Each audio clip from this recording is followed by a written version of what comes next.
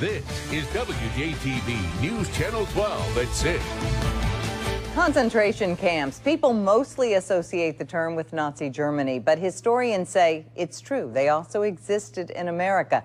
During the Civil War, authorities in Natchez, Mississippi forced tens of thousands of freed slaves into camps built in what's known as the Devil's Punch Bowl. Jacob Kittelstadt explores this forgotten history this Mystery Monday. Untouched fruit falls to the ground near the banks of the Mississippi River.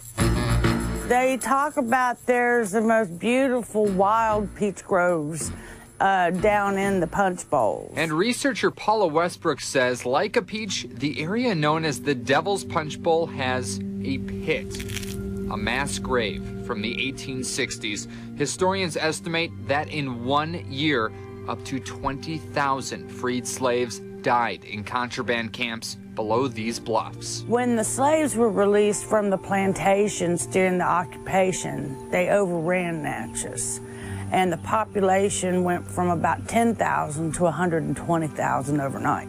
So they decided to build an encampment for them at Devil's Punch Bowl, which they walled off and wouldn't let them out. Don Estes is the former director of the Natchez City Cemetery. I just put my own tombstone right there. You see Estes? Learning history's been his life. He says Union troops ordered recaptured black men to perform hard labor. Straight down right here. While women and children were all but left to die in the 3 Punch Bowl prisons. Disease broke out among them, smallpox being the main one, and thousands died. They were begging to get out. Turn me loose and I'll go home back to the plantation, anywhere but there. But they wouldn't let them out. The Union Army did not allow them to remove the bodies from the camp. They just gave them shovels and said bury them where they drop.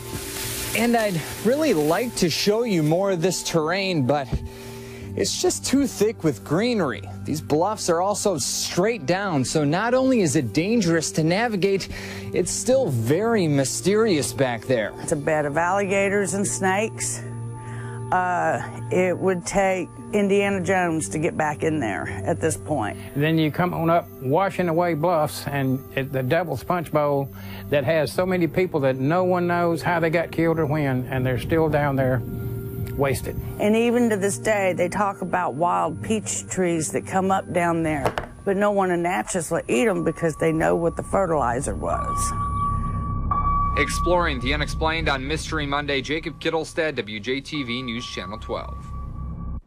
And historians say even now, people might discover old skeletal remains after flooding on the Mississippi. But being on the Natchez Trace, sometimes it's difficult to tell which century those bones are from.